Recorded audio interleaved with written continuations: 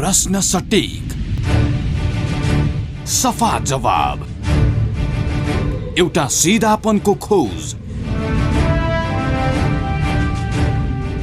सीधा कुरा।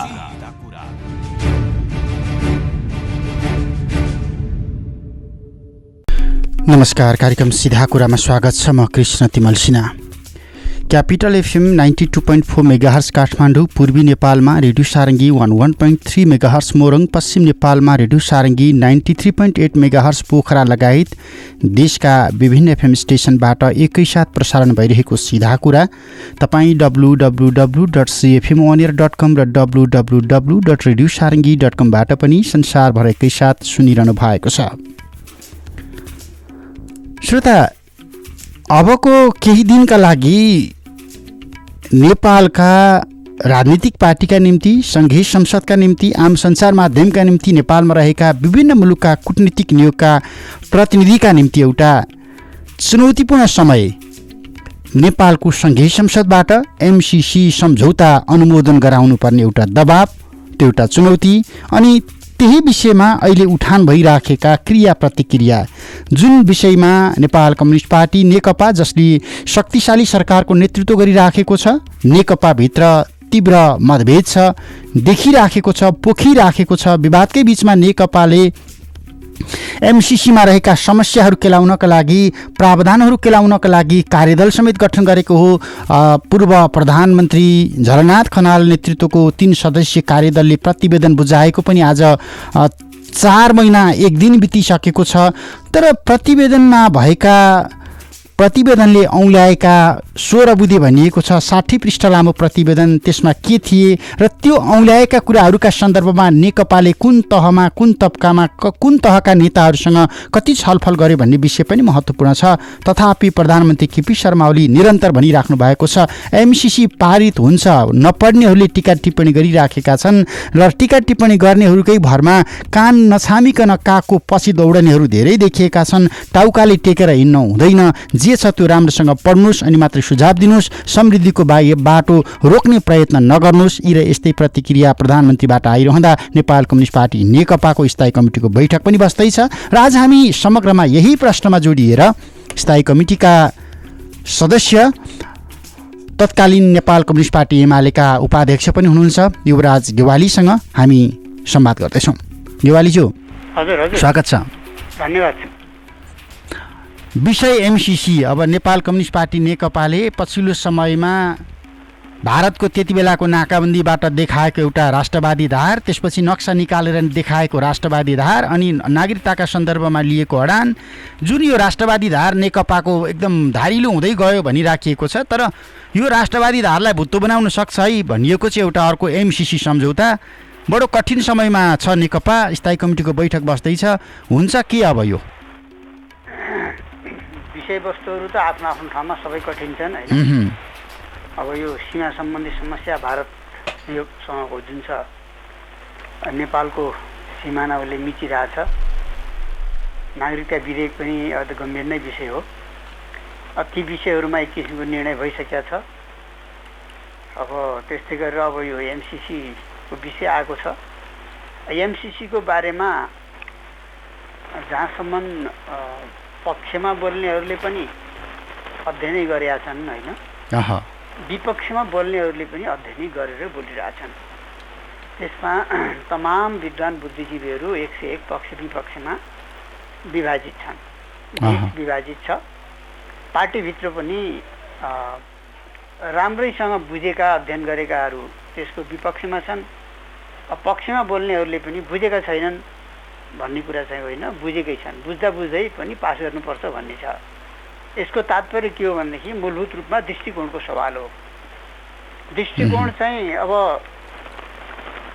राष्ट्रियतासँग गाँसिएको विषयमा चाहिँ अब यतिले त केही हुँदैन, यतिसम्म गर्न मिल्छ भन्ने दृष्टिकोण अलि लुज खालको भनौँ न, त्यस सन्दर्भमा वे अफ थिङ्किङ अलि लुज खालको भयो भने अब यतिको त गरिहाले भइहाल्यो नि, अब गर्न मिल्छ भन्ने पनि एउटा दृष्टिकोण छ होइन। यो त गम्भीर विषय हो, यो पास गर्नै हुन्न भन्ने पनि अर्को दृष्टिकोण हुन्छ। त्यो आफ्नो आफ्नो दृष्टिकोण हो।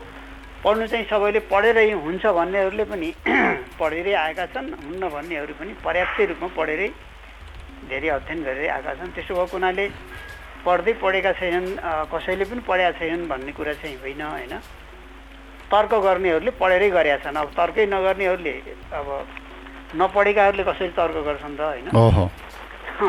जसले तर्क गर्दै आइरहेछन्, विभिन्न टिका टिप्पणी गर्दै आएछन्, लेख्दै आएछन्, बोल्दै आएका छन्, उनीहरूले केही न केही पढेर आएका छन्। कसले कति धेरै पढ्यो एउटा कुरा होला। र अरू कुरा के हुन्छ भनेदेखि त्यसको मेजर कुरा के हो भन्ने कुरा चाहिँ प्रमुख कुरा हो। अरू सानातिना विषयवस्तुहरू त्यसको ऐतिहासिक पृष्ठभूमिदेखि लिएर यावत त्यसका तमाम डकुमेन्टहरू सबै कति पढ्या होला, तर मूलभूत रूपमा त्यसमा रहेका अन्तर्वस्तुहरू कति ठिक कति बेठिक, कति हाम्रो देशको लागि दीर्घकालीन रूपमा फाइदा हुने र कति चाहिँ बेफाइदा हुने भन्ने कुरा छ। र त्यसलाई पासै गर्नुहुन्न, सहयोगै लिनुहुन्न भन्ने कसैको पनि छैन भनाइ होइन। सहयोग चाहिँ लिनुपर्छ, तर चाहिँ के भन्दाखेरि जुन शर्तहरू छन्, प्रायः सहयोग गर्नेहरू दाताहरूमाले शर्त त राख्छन्, स्वाभाविक हो त्यो शर्त राख्छन्। त्यो शर्त किन राख्छन् भन्दाखेरि आफूले दिएको सहयोग सदुपयोग होस् दुरुपयोग नहोस् भन्ने उनीहरूको मनसाय हुन्छ होइन। शर्त जहाँ पनि हुन्छ, तर कतिपय सहयोगहरू के हुन्छ भन्दाखेरि चाहिँ सहयोग त्यो दुरुपयोग नहोस् त एउटा पक्ष हो त्यो होइन। त्यसको सँगसँगै त्यसबाट सहयोग दिने राष्ट्रले दीर्घकालीन रूपमा के बेनिफिट प्राप्त गर्ने हो, के लाभ प्राप्त गर्ने हो भन्ने पनि एउटा महत्त्वपूर्ण विषय रहन्छ। त्यसभित्र अनेक खालका सहयोगभित्र कसै कसैको असाध्यै सदासहायतापूर्वकको सहयोग पनि हुन्छ। कयौँ यस्ता सहयोग छन् जो सदासहायतापूर्वक छन्। अब शर्त भनेको जम्मा त्यसको राम्रो सदुपयोग होस् भन्ने विषयमा हुन्छ भने कतिपय सहयोगहरू चाहिँ के भने त्यसमा पोलिटिकल कुराहरू गाँसिएर, अरू अन्तर्राष्ट्रिय सम्बन्धसँग सम्बन्धित विषयहरू पनि गाँसिएर, दीर्घकालीन स्वार्थका कुराहरू गाँसिएर चाहिँ आएका विषयहरू पनि हुन्छन्। त्यसो भएको हुनाले चाहिँ कस्तो सहयोग लिने, कस्तो सहयोग नलिने, कस्तो शर्तलाई मान्ने, कस्तो शर्तलाई नमान्ने भन्ने सबभन्दा मूलभूत रूपमा विवादको विषय त्यो हो। अब स्थायी कमिटीको बैठकमा कसरी पार लाग्ला यो? अब स्थायी कमिटीको बैठकमा चाहिँ अब तपाईँको अहिलेको बैठक मात्रै होइन, हामी यसभन्दा अगाडिकै अलि पहिलेकै बैठकमा पनि यसबारे छलफल भएको छ।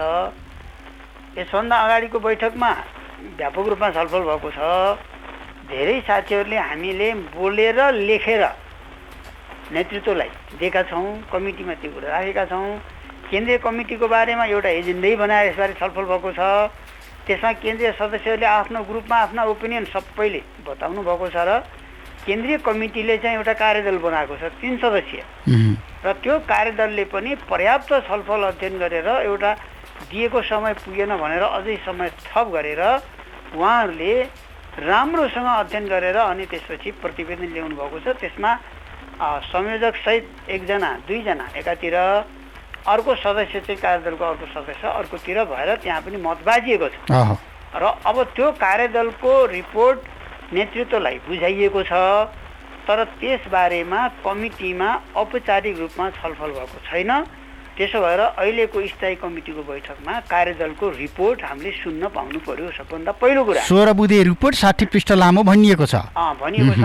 त्यस सन्दर्भमा कार्यदलले कति पढ्यो, के अध्ययन गर्यो, कति बुझ्यो, किनभने जसलाई हामीले पार्टीले औपचारिक रूपमा जिम्मा दिएको छ उसले टाइम लगाएर अनेक ढङ्गले खोज अनुसन्धान गरेर राम्रोसँग अध्ययन गरेर त्यत्रो लामो रिपोर्ट तयार गरेको छ भने त हामी सबभन्दा पहिल्यै कार्यदलको भनाइ के हो, पक्ष विपक्षमा रहेका छन् भन्ने पनि उहाँहरू दुवैको चाहिँ पक्ष विपक्षको भनाइ के हो त्यो कुरा हामीले राम्रोसँग सुन्नु पर्यो औपचारिक रूपमा।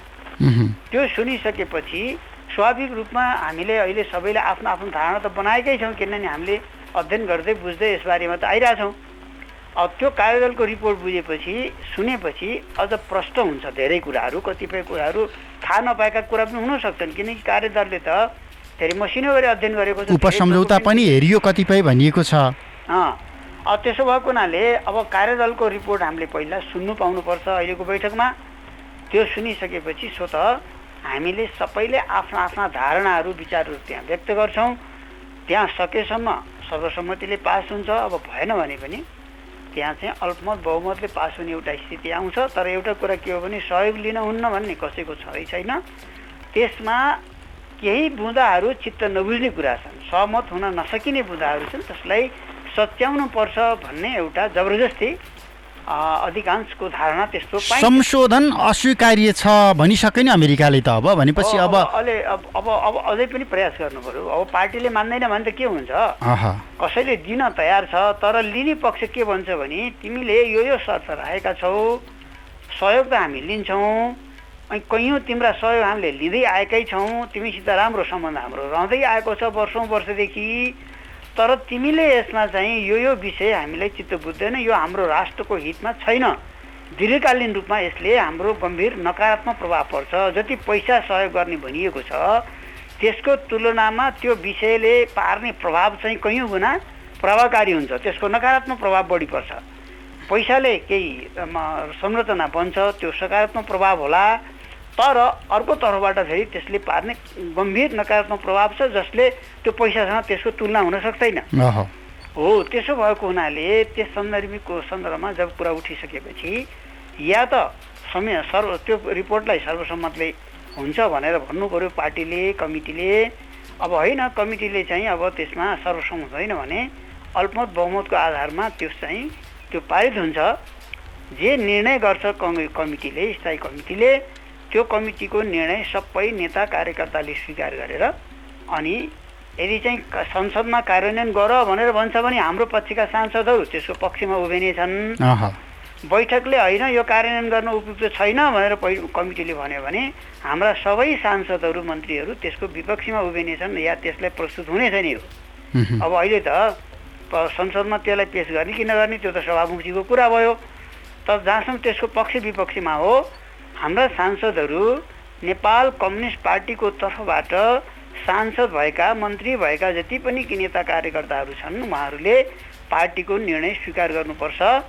पार्टीले संसदलाई चलाउने हो, संसदीय दल पार्टीको निर्णय अनुसार चल्छ भनेर हाम्रो विधानमा लेखिएको छ। अब यहाँनिर तपाईँ किनभने अलिकति यसबारेमा पनि कन्फ्युजन छ कि संसदले आफू बमोजिम निर्णय गर्न पाउने के व्यवस्था हो त? व्हिप जारी गरिदिएपछि सक्यो भन्ने छ नि त यहाँनिर, त्यो खालको देखियो होइन। व्हिप जारी गर्नेको लागि पनि माथि अर्को व्हिप छ कि पार्टीको व्हिप, त्यो व्हिप जारी गर्ने कुनै मान्छे त हुन्छ नि नेता, त्यो नेतालाई पनि त्योभन्दा पनि शक्तिशाली व्हिप छ पार्टीको व्हिप। पार्टीको व्हिपले चाहिँ जे भन्छ, पार्टीले जे निर्णय गर्छ त्यो कुरो त्यो व्हिप जारी गर्ने अधिकार भएको व्यक्तिले पनि तब मात्रै त्यो प्रयोग गर्न पाउँछ। त्यसो भएको हुनाले पार्टीको चाहिँ विधानलाई नमान्ने त्यो पार्टी सदस्य हुँदैन, नेताको कुरा छोड्दैन न। कति मिच्यो नि त्यसो हो भने त स्थायी कमिटीका निर्णयहरू सचिवालयले तोडेको छ। मिच्न अब निर्णय गरिसकेपछि मिच्न पाइँदैन, मिचियो भने के हुन्छ, कारबाहीको विषय बन्छ। हो, त्यसो भएको हुनाले यो हाम्रो विधानमा प्रस्ताव प्रस्तुत लेखेको विषय भएको हुनाले, उल्लेख गरेको विषय भएको हुनाले कि त हामीले विधान कस्तो बनाउनु पर्थ्यो भने संसदको विषय संसदको आफ्नो विषय हुनेछ, त्यसमा सांसदहरू सबै स्वतन्त्र हुनेछन्, उनीहरूले आफ्नो आफ्नो लागेको विचार राख्नेछन् भनेर कि त हामीले आफ्नो पार्टी विधानमा त्यो गर्नुपर्ने थियो। अहिलेसम्म हामीले पार्टीमा कहिले त्यस्तो गरेका छैनौँ। महाकाली सन्धिमा हेर्नुहोस् न, एक भोटले मात्रै चाहिँ पार्टीमा पहिला चाहिँ के भन्दाखेरि बराबर भयो। हेर्नुहोस्, बराबर हुँदासम्म केही निर्णय भएन, पछि अर्को पटक फेरि चाहिँ भोटिङ भएपछि एक भोटले महाकाली सन्धि पास गर्नुपर्छ भन्ने निर्णय भयो। त्यही अनुसार चाहिँ व्हिप जारी भयो। अब त्यहाँ त व्हिप पनि उल्लङ्घन भयो के होइन, उल्लङ्घन भयो। अब त्यो एक भोट पनि कसको भोट हालेर कसरी जितायो भन्ने खालको पृष्ठभूमि छँदैछ, छोडिदिउँ त्यतातिर नजाउँ। त्यो अभिगतमै पुग्ला कि नेकपा भनेर मात्रै कि अब पार्टीले सरकार चलाउनु कि सरकारले पार्टीको निर्देशन मान्ने कि भन्दै गर्दा पुच्छरले टाउको हल्लाउँछ कि टाउकोले पुच्छर हल्लाउँछ भन्ने खालको पर्यो कि यहाँनिर। टाउकोले नै पुच्छर हल्लाउँछ र अहिले पार्टीले नै संसदीय दल चलाउने हो। पार्टीको निर्णयअनुसार संसदीय दलका नेता ठुला बडादेखि लिएर सबै कार्यकर्ताहरू सबै पार्टीको निर्णयअनुसार चल्ने हो। विधान त्यही हो, नियम त्यही हो, त्यो सबैले मान्नुपर्छ। मानिएन भने पार्टीभित्र स्वाभाविक रूपमा अब त्यो कारबाही बिसी भन्छ के भन्छ अलग कुरा भयो। त्यसो भएको हुनाले मलाई के लाग्छ भनेदेखि चाहिँ कुनै पनि नेता कार्यकर्ताहरूले, सांसदहरूले पार्टीले निर्णय गरिसकेपछि त्यो मान्दैनौँ, भन्दैनन्, भन्न मिल्दैन, त्यस्तो हुँदैन भन्ने लाग्छ। त्यसरी नै जान्छ। अब अहिले आजको बैठकमा सम्भवतः यो विषयहरू पनि होलान्। अब यहाँनिर जस्तो 16 गते राति 12 बजेभित्र पारित गरिसक्नुपर्छ सरकारले गरेको प्रतिबद्धता अनुसार। हजुर, संसदको बैठक 17 गते आह्वान गरियो। हजुर। अब यहाँनिर के सरकारले कि त अमेरिकासँग हामीलाई समय देऊ भनेर माग्नु पर्यो कि त हामीले रिजेक्ट गऱ्यौँ भन्नु पर्यो? दुईवटा मात्रै विकल्प भयो नि त अब त। अब त्यो हो, यो तपाईँले भनेअनुसार हो भनेदेखि त फेरि अर्को नयाँ कुरा त आयो। भनेपछि सरकारले त अब यसको अर्थ के मैले सबै बुझा त छैन, त्यो किन कसरी आयो, 17 गतेको समय कसरी तोकियो, त्यो सहभागीजीको कुरा हो, त्यो मैले बुझा पनि छैन होइन। म सांसद पनि होइन, त्यस हुनाले धेरै नीतिखुदी गरिरहेको छैन मैले। त्यो आफ्नो प्रक्रिया होला, केही होला। त्यसमा चाहिँ अब त्यस्तो भइसकेपछि त सो त अब समय माग गर्ने अलिकति यसको चाहिँ पास गर्ने समय जुन दिएको छ त्यो समयको अवधि अलिकति तन्काउने र अलिकति समय माग्ने स्थिति पनि रहन सक्ला। त्यसको अर्थ अब के हुन्छ, तर आजको बैठकमा यसबारेमा छलफल हुन्छ र पार्टीले जे निर्णय गर्छ त्यो सबैले मानेर जानुपर्छ।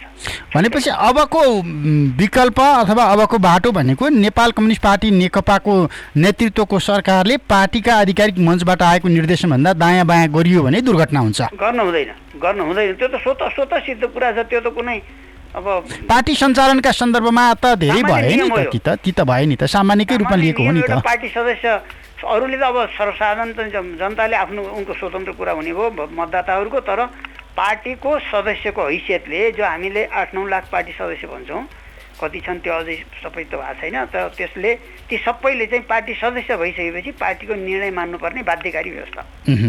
हजुर, अब हामी अर्को सन्दर्भ यो सरकारकै काम कारबाहीको सन्दर्भतिर जाउँ न। यो रक्षा मन्त्रालयतिर फर्क्यो भने पनि त्यस्तै छ, शिक्षा स्वास्थ्यतिर त्यही छ, पर्यटनतिर त्यही छ, श्रमतिर त्यही छ। सार्वजनिक खपतका लागि प्रधानमन्त्रीले रोस्टरमा उभिएर भनेका कुराहरू ठिकै लाग्लान्, म भ्रष्टाचारीको मुख हेर्दिनँ, म भ्रष्टाचारमा शून्य सहनशीलता अपनाउँछु, तर आशा गरिएका भरोसा गरिएका नेकपाको भाग्य र भविष्य भनिएका ती पुस्ताहरू समेत यसरी यो कोरोना कहरको बिचमा समेत त्यसरी जुन रूपमा अहिले बदनाम भइराखेका छन्, लटपटिराखेका छन्, पार्टीको त्यो एउटा धार एकातिर बलियो बन्दै गर्दा अथवा छवि उच्च बन्दै गर्दाखेरि यतातिर अर्को धारले चाहिँ त्यो छविमा हिलो पोतिराखेको छ। छलफलको विषय त बन्ला नि त, यो फिर्ता बोलाउने हो कि यिनीहरूलाई कन्टिन्यू गर्ने हो कि? हाम्रो नीति सिद्धान्त विचार हाम्रो घोषणापत्र अनुसार जनताले हामीलाई भोट हालेका छन्। हामीले घोषणापत्र जो जारी गऱ्यौँ होइन, त्यो घोषणापत्रमा हामीले यो गर्छौँ, भ्रष्टाचार चाहिँ हामीले सबै रोक्छौँ, यस विकासका सबै कामहरू यति गर्छौँ भनेर हामीले घोषणापत्र जारी गरेका छौँ। अब घोषणापत्र अनुसार जनताले विश्वास गरे कि अब कम्युनिस्ट पार्टी एउटै हुने भयो। अब एउटै कम्युनिस्ट पार्टी भएपछि बहुमत आउने भयो, बहुमतले यस्तो राम्रो घोषणापत्र लागू गर्ने भएपछि अब हामी कम्युनिस्ट पार्टीलाई नै जिताउनु पर्छ भनेर जनताले भोट हाले, बहुमत दिए, त्यो विश्वासको आधारमा होइन। अब त्यो विश्वासलाई व्यवहारमा परिणत गर्ने कुरा त सरकार बनिसकेपछि त अब व्यवहारमा देखिनु पर्यो होइन। चुनाव नहुँदासम्म त घोषणापत्रमा हामीले यो गर्नेछौँ भनेर भन्ने हो, त्यसैलाई जनताले पत्याउने हो। तर त्यो घोषणापत्रलाई हामीले कति व्यवहारमा लागू गरेनौँ। अब 2.5 वर्ष भयो सरकार बनेको, त्यो घोषणापत्र हामीले साक्षी राखेर त्यो घोषणापत्र अनुसार हाम्रा कति काम भए कति काम भएनन् त्यसको हामीले के गर्नुपर्छ, पार्टीभित्र ठोस ढङ्गले समीक्षा हुनुपर्छ, ठोस विषयवस्तु आधारमा। अनि पार्टीमा समीक्षा गरेर एउटा निष्कर्ष निकाल्ने एउटा कुरा भयो। त्योभन्दा अझै महत्त्वपूर्ण कुरा के हो भन्दाखेरि सरकारका काम र क्रियाकलापबाट आम जनतामा कस्तो प्रभाव परेको छ, जनता के भन्छन्, त्यो सबभन्दा महत्त्वपूर्ण कुरा हो। किनभने हामीले गर्ने जति सम्पूर्ण काम भनेको जो सिद्धान्तको कुरा गरे पनि, घोषणापत्रको कुरा गरे पनि, जे गरे पनि, सरकार बनाए पनि, पार्टी बनाए पनि, त्यो सबै आखिर त जनताको लागि हो। र जनताले चाहिँ स्याबासी दिन्छन् भने त्यो हाम्रा सबै काम क्रियाकलाप गतिविधि कामहरू ठिक रहेछन् भन्ने कुरा प्रमाणित हुन्छ। जनताले चाहिँ विरोध एकपछि अर्को विरोध गर्न थाल्यो भनेदेखि त्यो हाम्रा कामहरू बेठिक रहेछन् करेक्सन त गर्नु पर्यो। करेक्सन होइन, हामीले आफ्नो जतिसुकै 1000 तर्क दिए पनि जनता असन्तुष्ट छ, गर्नुहुन्छ कि जनता असन्तुष्ट, जनताले त न्यू खोज्या त हुन्न, कोही त न्यूै खोज्ने हुन्छन्, त्यो न्यू खोज्नेहरूको सङ्ख्या सानो हुन्छ होइन। तर आम जनता के हुन्छ, त्यो त उनीहरूलाई रियलाइजेसन हुन्छ, फिलिङ हुन्छ, महसुस हुन्छ कि मलाई चाहिँ यो सरकार बनेदेखि यो सवालमा यो विषयमा मलाई यति राहत भयो, यति फाइदा भयो। उता दैनिक उसका क्रियाकलाप गतिविधिसँग जोडिया हुन्छ। हेर्नु सरकारका निर्णयहरू, बाटो हिँड्नेदेखि लिएर, बिजुली बत्तीदेखि लिएर, बजारमा भाउदेखि लिएर सारा सम्पूर्ण सुरक्षाको कुरादेखि लिएर अड्डा अदालतमा कामहरू गर्ने कुरादेखि लिएर यी जम्मै कुरामा जनतालाई के हुन्छ, हरेक कुरामा सरकार खोजिराखेका हुन्छ उसले। त्यसमा सरकारको चाहिँ जोडिन्छ जम्मै उसका दैनिक क्रियाकलापहरू, सारा जीवन, सम्पूर्ण कुरा, सानो एउटा प्रमाणपत्र लिनदेखि लिएर तमाम कुराहरू सरकारी अस्पतालहरूमा चेक जाँचदेखि लिएर यी एकदम सानादेखि ठुल्ठुला कुरा हो जो जनताको दैनिक जीवनमा त्यसले प्रभाव परिरहेको हुन्छ। हो, त्यसमा जनताले राहत महसुस गरेका छन्, सुखको अनुभूति गरिराखेका छन् भने जय जयकार गर्छन् होइन। त्यसमा सुखको अनुभूति छैन उनीहरूलाई, पहिले पछि अनेक समस्याहरू आइपरेका छन् भनेदेखि जनताले विरोध गर्छन्। हो, सबभन्दा उपयुक्त ब्यारोमिटर भनेको पब्लिक हो। अब त्यसको चाहिँ अब ठोस समीक्षा पार्टीमा गर्नु पर्यो। जनता के भन्छन्, सरकारले के गरिरहेछ, त्यसको चाहिँ समीक्षा कहाँ हुनु पर्यो, पार्टीका औपचारिक बैठकहरूमा। तलका सरकार छन्, तलका कमिटीले गर्नु पर्यो, माथिको सरकारको माथिका कमिटीले गर्नु पर्यो, र केन्द्रीय सरकारको चाहिँ समीक्षा हाम्रो केन्द्रीय कमिटीले, स्थायी कमिटीले, सचिवालयले गर्नु पर्यो। त्यसको लागि अझ हामीले व्यवस्थित रूपमा समीक्षा गरेका पनि छैनौँ। व्यवस्थित हुन्छ नि मसिनो गरी, त्यस्तो भएको छैन। यो गम्भीर विषय हो, त्यस्तो चाहिँ रहन दिनु हुँदैन थियो। समीक्षा गरेपछि के हुन्छ भने यति यति राम्रा काम भएका छन्, यति यति कमजोरी भएको छ, त्यो हामीले आइन्दा सच्याउनु पर्छ भनेर शिक्षा लिने हो र फेरि चाहिँ गल्ती नदोहोरियोस् भनेर कामहरू गर्ने हो जसबाट जनता सन्तुष्ट हुन्। त्यसो भएको हुनाले हाम्रो सरकारको काम जाँच्ने मुख्य आधिकारिक शक्ति भनेको जनता हो। जनताले के भन्छ त्यही कुरा सत्य हो। जनताले भनेको कुरालाई हामीले के गर्नुपर्छ, राम्रोसँग हृदयङ्गम गर्नुपर्छ, भित्र मुटुमा गाँठो पारेर राख्नुपर्छ र सच्याउनुपर्छ। सुन्ने एउटा कानले सुन्ने, अरू कानले उडाउने, अब सरकार चलिरहेछ भनेर त्यसरी चल्नु हुँदैन। जनताले चाहिँ हामीलाई अर्को पटक दण्डित गर्छ। फेरि क्रिया प्रतिक्रिया जुन पोखिराखेको हुन्छ सामाजिक सञ्जालमा, तपाईँको सँगै संसदकै दुईटा सदनमा हामी देखिराखेका छौँ, अरू मञ्चहरूमा देखिराखेका छौँ, आम सञ्चार माध्यममा नेकपाकै नेताहरूले पोखिराखेका छन्। यदि कोही सच्चिन चाहन्छ भने उसका लागि त यी प्रतिक्रियाहरू पनि काफी छन् नि। एकदमै कस्तो हुन्छ भने नि कृष्णजी, अब यो सत्ता सञ्चालन गर्दाखेरिको स्थिति भनेको फरक चिज हो के। सत्तामा पुग्ने भनेको खरबौँ खरब बजेट परिचालन गर्ने ठाउँमा त्यो जिम्मेवारी मान्छे पुग्छ। अनेकौँ खालका सुख सुविधाहरू प्राप्त गर्ने ठाउँमा ऊ पुग्छ। अनेकौँ खालका अवसरहरू प्राप्त गर्ने ठाउँमा त्यो पुग्छ। त्यस्तो अवस्थामा मान्छेले आफूलाई कसरी परिचालित गर्छ, कसरी प्रस्तुत गर्छ भन्ने कुरा चाहिँ सबभन्दा महत्त्वपूर्ण हुँदो रहेछ। त्यसो भएको हुनाले सत्ता सञ्चालन गर्दाखेरि चाहिँ जनताका अपेक्षा धेरै हुन्छन्, त्यो अपेक्षा सबै पुरा गर्न सकिन्न। त्यसो भएर जनताबाट पनि के हुन्छ, असन्तुष्टि आउँछ। सबै अपेक्षा सबै त पुरा कसैले गर्न सक्दैन। त्यसपछि के हुन्छ, आलोचना आउँछ, यो भएन त्यो भएन भन्ने कुरा हुन्छ। त्यसो भएर सत्तामा पुग्दाखेरि चाहिँ यो आलोचना गर्ने कुरालाई, आलोचनाका विषयलाई अलि ध्यान दिनुपर्ने रहेछ। प्रशंसाको कुरालाई, प्रशंसा भनेको चाहिँ चिनी जस्तो हुँदो रहेछ, आलोचना भनेको औषधि जस्तो हुँदो रहेछ। अब चिनी गुलियो हुन्छ, चिनी धेरै खानु हुँदैन होइन, तर औषधि तितो हुन्छ, तर त्यसले के हुन्छ, रोग निको पार्छ। त्यसो भएर आलोचना भनेको औषधि जस्तो काम गर्छ, त्यसले एउटा ट्रिटमेन्टको काम गर्छ आलोचनाले। अब प्रशंसाले चाहिँ के भन्दाखेरि अब गुलियो चिनीको काम गर्छ। त्यसो भएर चाहिँ अब सत्तामा बस्नेहरूले के ठान्नुपर्छ भन्दाखेरि चाहिँ आलोचनालाई चाहिँ वास्तवमा औषधिको रूपमा त्यसलाई ग्रहण गर्ने, त्यसलाई स्वीकार गर्ने के हो त भनेर त्यसलाई सकारात्मक ढङ्गले लिन थाले सत्ताधारीहरूले, सत्ताको नेतृत्व गर्न थाले भने उनी करेक्सन गर्छन्। सच्चिने कुरा हुन्छ, सुध्रिने कुरा हुन्छ र जनताले राम्रो काम गरे है, पहिला बेठिक गरेको भए पनि अहिले राम्रो काम गरे भन्ने ठान्छन् र महसुस गर्छन्। अनि अब म चाहिँ यति जनताले चुनेर पठाएको मेरो आलोचना गर्ने भनेर चाहिँ अनि त्यो दम्बमा बाँच्यो भने सिद्धियो। त्यो दम्ब र अहङ्कार एउटा कुरा के छ भने संसार लगभग समय सकियो त्यही भएर मैले तपाईँलाई दम्ब र अहङ्कारले जतिसुकै शक्तिशाली शासक भए पनि तिनीहरूलाई पतन गराउँछ। दुनियाँको उदाहरण यस्ता हजार हुन्छ। अब अन्त्यमा एकै शब्दमा बुझ्दाखेरि एमसिसी करेक्सन नगरिकन पास हुँदैन यथास्थितिमा है नेकपाको बटमलाई। अब मेरो विचारमा चाहिँ करेक्सन गर्नैपर्छ भन्ने छ होइन, मेरो विचार नत्र दुर्घटनामा पर्छ। मोटामोटी आएका प्रतिक्रियाहरू हेर्दाखेरि त्यसले चाहिँ अब समाजमा अहिले समाज धेरै विभाजित छ। त्यसो भएको हुनाले त्यसलाई केही कुरा सच्याएर अगाडि बढ्नुपर्छ भन्ने मेरो व्यक्तिगत धारणा छ। कमिटीले के फैसला गर्छ त्यो कुरा हुन्छ हुन्छ बैठकमा हुन्छ आउँछ है त। हुन्छ समय र संवादको लागि धन्यवाद। धन्यवाद। युवराज गेवाली स्थायी कमिटीका सदस्य। आज नेपाल कम्युनिस्ट पार्टी नेकपा स्थायी कमिटीको बैठक आजदेखि सुरु हुँदै गर्दा समग्रतामा एमसीसीका सन्दर्भमा विभाजित भएको नेकपाको पार्टी पङ्क्तिको व्यवस्थापन कसरी हुन्छ अनि एमसीसी पारित गर्नुपर्ने समयसीमा सकिनुभन्दा भोलिपल्ट मात्रै सङ्घीय संसदको बैठक आह्वान भएको अवस्थामा के एमसीसी अब नेपाल सरकारले सम्झौता कार्यान्वयन नगर्ने निष्कर्षमा पुगेको अवस्था हो अथवा नेपाल सरकारले त्यसका लागि समयसीमा थप गर्ने प्रक्रिया अगाडि बढाए पछाडि सङ्घीय संसदको बैठक 17 गतेसम्म पुर्याइएको हो? यो अहम प्रश्न हो। हामी यसका लागि केही दिन कुर्नै पर्ने हुन्छ। समय र संवादको लागि म युवराज गेवालीलाई फेरि पनि धन्यवाद दिन्छु। प्राविधिक मित्र रमेश भण्डारीका साथ म कृष्ण तिमल सिन्हा सिधा कुराबाट बिदा हुन्छु। नमस्ते।